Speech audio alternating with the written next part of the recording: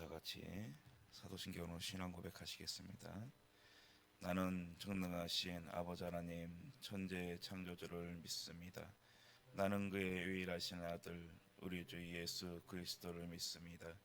그는 성령으로 잉태되어 동정녀 마리아에게서 나시고 본디오 빌라도에게 고난을 받아 십자가에 못 박혀 죽으시고 장사된 지 사흘 만에 죽은 자 가운데서 다시 살아나셨으며 하늘에 오르시어 정당하신 아버지 하나님 우편에 앉아 계시다가 거기로부터 살아있는 자와 죽은 자를 심판하러 오십니다. 나는 성령을 믿으며 거룩한 공교회와 성도의 교제와 죄를 용서받는 것과 몸의 부활과 영생을 믿습니다. 아멘. 우리 찬송 540장입니다.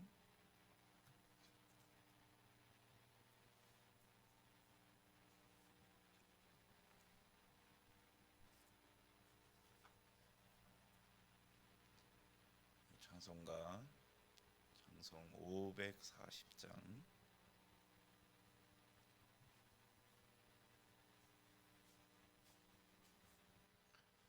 찬송 540장 주의 음성을 내가 들으니 사랑한단 말일세 믿는 마음으로 주께 가오니 나를 영접하소서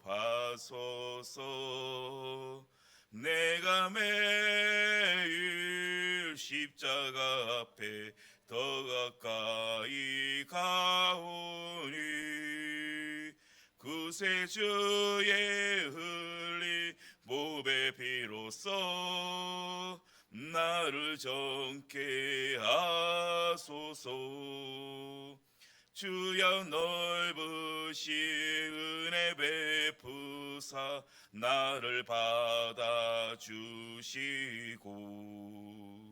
나의 품은 뜻 주의 뜻같이 되게 하여 주소서 내가 매일 십자가 앞에 더 가까이 가오니 구세주의 흘린 몸의 피로써 나를 정케 하소서 주의 보좌로 나아갈 때에 어찌하니 기쁠까 주의 얼굴을 항상 배우니 더욱 친근합니다 내가 매일 십자가 앞에 더 가까이 가오니 구세주의 흘린 몸의 피로써 나를 정케 하소서 우리 구주의 넓은 사랑을 증량할 자 없으며 주가 주시는 참된 기쁨도 헤아릴 수 없도다 내가 매일 십자가 앞에 더 가까이 가오니 구세주의 흘린 몸의 피로써 나를 정케 하소서 아멘. 하나님 말씀은 신약성경 마태복음 9장입니다.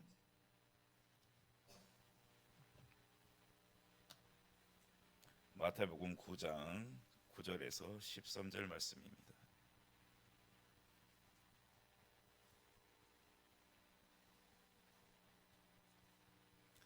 마태복음 9장 9절에서 13절까지 말씀 우리 다 함께 읽겠습니다. 예수께서 그곳을 떠나 지나가시다가 마테라 하는 사람이 세관에 앉아 있는 것을 보시고 이르시되 나를 따르라 하시니 일어나 따르니라. 예수께서 마태의 집에서 앉아 음식을 잡수실 때에 많은 세리와 죄인들이 와서 예수와 그의 제자들과 함께 앉았더니 바리새인들이 보고 그의 제자들에게 이르되 어찌하여 너희 성생은 세리와 죄인들과 함께 잡수시느냐. 예수께서 들으시고 이르시되 건강한 자에게는 의사가 쓸데없고 병든 자에게라야 쓸데있느니라. 너희는 가서 내가 공의를 원하고 제사를 원하지 아니하노라 하신 뜻이 무엇인지 배우라. 나는 의인을 부르러 온 것이 아니요 죄인을 부르러 왔노라 하시니라. 아멘. 저희 집 막내는 제가 어디 가자고 하면 흔쾌히 어디 가요? 라고 하면서 따라 나옵니다. 그런데 큰 애는 조금 컸다고 어디 가자 하면 이것만 하고요, 이것만 끝내고요 라고 대답을 합니다. 그리고 조금 있다 와서 아빠 어디 가? 라고 얘기합니다. 그러면서 지금은 무엇을 사줄 것인지, 어디에 갈 것인지, 무엇을 하고 놀 것인지, 어디를 무엇 등등등 계속 이것저것 요구합니다. 어찌 보면 그 아이는 참 매우 이성적인 아이입니다. 자기 할 일 다 하고 자기의 실속 다 챙기고 그리고 나서 판단을 내리는 것이죠. 그런데 반대로 우리 신앙생활을 접해보면 매우 불합리한 판단입니다. 하나님께서 지금 우리에게 오셔서 나를 따르라 라고 말씀을 하시는데 우리가 하나님 제가 이것만 끝내고 가겠습니다. 하나님 지금 내가 이것이 조금 바쁘니까 이 모든 것을 다 끝내고 나서 가겠습니다. 보통 우리는 어떻습니까? 내 할 일 다 하면서 내 만족 다 채우면서 하나님께 묻는다면 어쩌면 이미 늦었을 수도 있다라는 것입니다. 오늘 본문에서 마태를 향해 말씀하십니다. 나를 따르라. 오늘 본문을 통해서 주님을 따르는 삶에 대해서 다시 한번 묵상하고자 합니다. 9절에 보면 예수께서 세관에 앉아 일하시던 마태를 보시고 이렇게 말씀하십니다. 나를 따르라. 그러자 마태는 미련 없이 그 하던 업무를 모두 멈추고 그 자리를 즉시 일어나 예수님을 쫓아 나아갑니다. 주님은 베드로와 안드레를 제대로 부르실 때에도 나를 따라오너라 라고 말씀을 하셨고 또 빌립을 선택하실 때에도 나를 따르라 라고 말씀하셨습니다.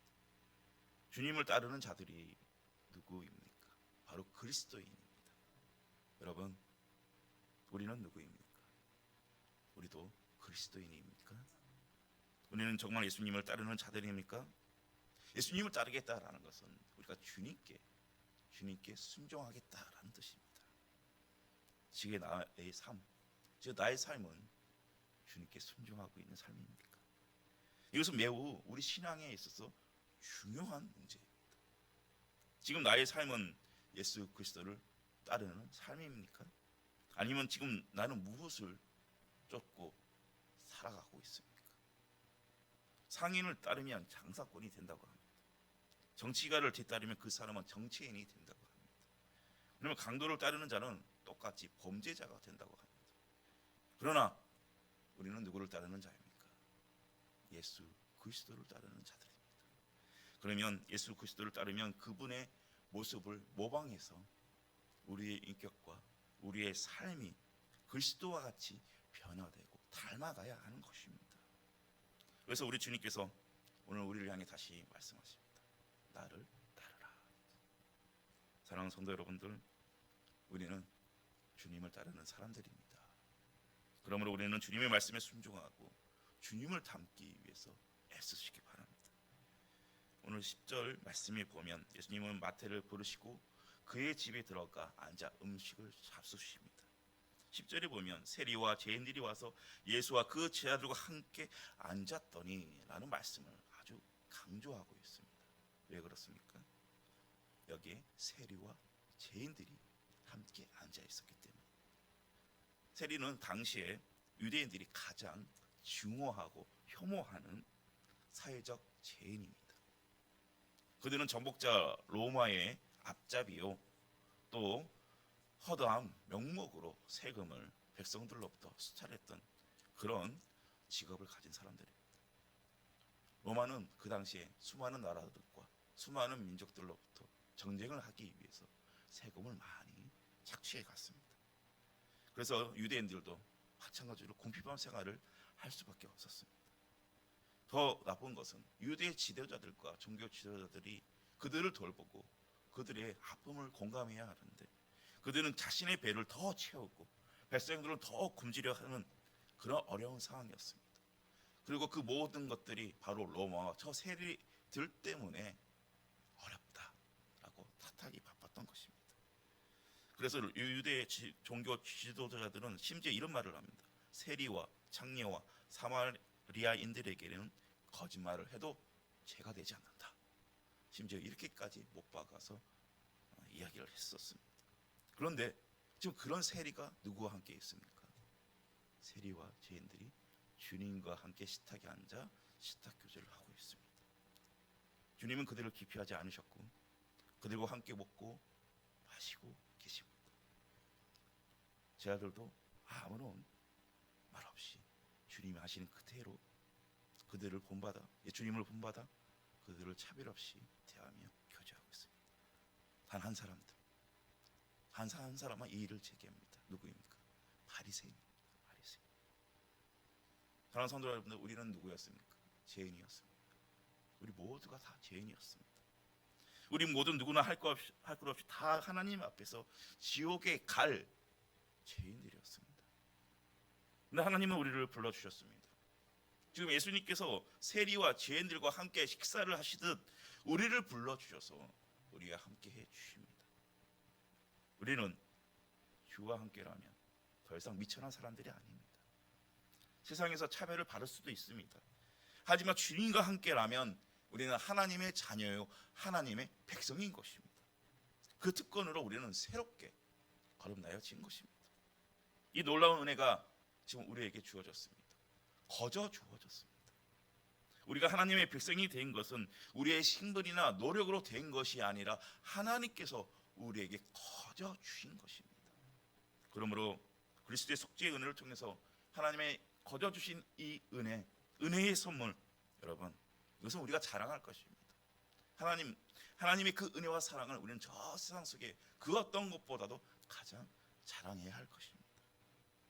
예수님께서 제자들과 함께 세리와 죄인들과 함께 교제하는 것을 본 바리새인들은 이를 비판합니다. 왜냐하면 유대교의 규례에 의하면 죄인들과 함께 식사하는 자는 죄인으로 규정하게 되어 있기 때문에 그렇습니다. 그러나 이와 같은 바리새인들의 판단은 하나님의 율법과는 아주 거리가 먼 판단입니다. 율법을 지키고자 했는데 도리어 율법과 거리가 멉니다. 하나님께서는 원수를 사랑하라라고 명령하셨기 때문에 그렇습니다. 그렇다면 세리를 용서하고 그들을 돌볼 방법을 생각해야 했던 것이죠. 그리고 지금 그 자리에 누가 계십니까? 바로 예수님이 계십니다. 율법을 완성하시는 그 예수님께서 함께 하십니다. 그러나 바리새인들은 깨닫지 못했습니다. 바리새인들은 자기들의 기준대로 율법을 왜곡하고 해석하며 사람을 정죄하고 심지어 예수님을 판단하고 있는 것입니다. 여전히 많은 그리스도인들이 하나님의 기준으로 신앙생활하는 것이 아니라 나의 기준, 자기의 기준대로 생활합니다. 이것이 문제입니다. 우리가 그리스도를 따른다 하면서 그리스도를 따르는 것이 아니라 그리스도께서 나를 따라오게 하는 그런 신앙생활을 하고 있다는 것입니다. 왜 하나님의 말씀을 자기의 기준이나 자기의 취향이나 가치관으로 매사 판단을 해야 합니까? 그래서는 안 됩니다. 그런 자들을 향해서 주님께서 아주 무서운 말을 합니다. 마태복음 7장 23절에 그때 내가 그들에게 밝히 말하되 내가 너희를 도무지 알지 못하니 불법을 행하는 자들아 내게서 떠나가라 하리라. 참 무서운 말씀입니다. 하나님은 숲을 보고 계시는데 우리는 작은 나무만 보고 있습니다. 현재 우리가 그리스도인이 된다는 건 우리만의 생각일 수도 있습니다. 하나님께서 하나님과 상관없는 자들로 여기시면 어떻겠습니까? 얼마나 슬픈 일입니까? 13절에 주께서 그릇된 편견과 의식을 지닌 바리새인들을 향해 호세아 6장 6절의 말씀을 인용하며 말씀하십니다. 나는 인애를 원하고 제사를 원하지 아니하노라. 호세아 당시 이스라엘 종교 지도자들은 성전의 제사 의식을 형식적으로 드리고 가난한 자들을 돌보지 않았습니다. 그래서 이사야는 그들을 향해 소돔의 간원들이다 라고 표현합니다. 사랑하는 성도 여러분들, 우리도 혹시 바리새인들처럼 잘못된 편견과 의식에 사로잡혀 있지는 않습니까? 사랑하기보다는 남의 죄를 찾아내어 비판하는 그런 습성에 젖어 있지는 않습니까? 예배에 잘 참석하고 기도도 많이 하지만 내 안에는 사랑이 없으며 내 안에는 긍휼함이 없다면 우리는 주님을 잘못 따르고 있는 것일지도 모릅니다. 사랑하는 성도 여러분들, 오늘 이 자리에 우리가 있는 것은 주님께서 우리를 긍휼히 여겨주셨기 때문에 그렇습니다. 주님께서 우리를 긍휼히 여겨서 자기 백성으로 삼아주셨기 때문에 그 은혜를 기억하시기 바랍니다. 우리는 주님 앞에서 철저하게 자신의 의를 자랑할 것이 아니라 주님 앞에서 철저하게 우리가 낮아져 자신의 죄를 깨닫고 우리의 연약함을 인정해야 합니다. 그리고 주님의 긍휼하심에 감사해야 합니다. 그래서 오늘 하루를 살아갈 때 주님의 그 부르심에 잘 따르는, 주님의 말씀에 잘 순종하는 저와 여러분들이 되시기 바랍니다. 사랑의 하나님, 죄인이었던 우리를 불러주시고 하나님의 자녀로 하나님의 백성으로 삼아주심에 감사드립니다. 주님의 그 크신 긍휼과 사랑은 한량없기에 우리가 어찌 다 보답하며 살 수 있겠습니까? 그저 우리는 감사하고 또 감사하며 살 뿐입니다. 주님, 오늘도 우리를 주의 그 일 가운데 속으로 우리를 불러주시옵소서. 우리는 따르겠습니다. 주님, 내 삶의 모든 것이 내 안에 나의 의가 아니라, 나의 생각이 아니라, 나의 편견이 아니라 오직 성령의 인도하심에 따라 하나님의 사랑과 하나님의 긍휼로 따르는 삶을 살겠습니다. 주님, 도와주시옵소서. 그래서 세상에는 너무나 소외받고 상처받고 외롭게 살아가는 영혼들 많습니다. 하나님, 그들에게 하나님의 사랑과 하나님의 긍휼함을 베풀며 그들과 함께 그리스도의 빛과 소금이 되는 그런 삶이 살겠습니다.